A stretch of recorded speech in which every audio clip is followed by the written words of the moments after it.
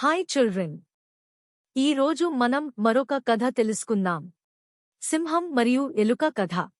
Lion and rat story. అనగనగా ఒక అడవిలో ఒక సింహము ఉండేది. ఒక రోజు మధ్యాహ్నము ఆ సింహము కునుకు తీస్తూ ఉండగా ఒక ఎలుక సింహం పైన పడింది. వెంటనే సింహానికి మెలకువ రావడంతో కిసకిసా పరిగెడుతున్న ఎలుకని సింహము పట్టుకుంది.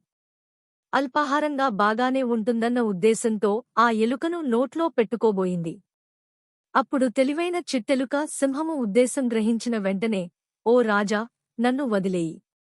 నా చిన్న శరీరంతో నీకు ఎలాగో ఆకలి తీరదు. నన్ను వదిలేస్తే ఏ రోజైనా నీకు పనికి వస్తాను అని ప్రాధేయపడింది. అడవికి మృగరాజు అయిన సింహం గర్వంతో నవ్వుతూ, నువ్వు నాకు ఏమీ పనికి వస్తావులే కాని క్షేమంగా వెళ్ళు అని ఆ ఎలుకను వదిలేసింది.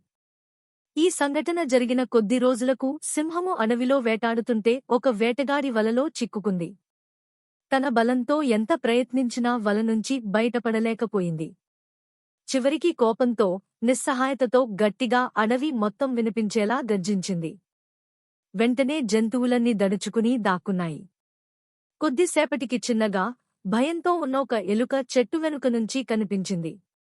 మెల్లిగా సింహం దగ్గరికి వచ్చిన ఎలుక, సింహం పరిస్థితి చూసి వెంటనే ఎలుక తన దంతాలతో ఆ వలను చిన్న చిన్నగా కొరకడం మొదలుపెట్టింది. ఎలుక చాలాసేపు కష్టపడడంతో చివరికి వలలో పెద్ద చిల్లు తయారయ్యింది. వెంటనే సింహం వలలోంచి బయటపడింది. ఎలుక వైపు కృతజ్ఞతతో తిరిగి ధన్యవాదాలు తెలుపాలనుకునే సమయానికి ఎలుక పారిపోయింది. ఎలుక పారిపోవడాన్ని గమనించిన సింహం తన మనసులో ఇలా అనుకుంది. ఈ చిన్న ఎలుక నాకు ఏమీ పనికి వస్తుంది అనుకున్నాను, ఈ రోజు నా ప్రాణాలు కాపాడింది. నేను ఏ జంతువుని తక్కువగా అంచనా వేయకూడదు. ఈ కథలోని నీతి, మోరల్ ఆఫ్ స్టోరీ, ఎప్పుడు ఎవరినీ తక్కువ అంచనా వేయరాదు. సమయం వచ్చినప్పుడు అందరి సత్తా తెలుస్తుంది.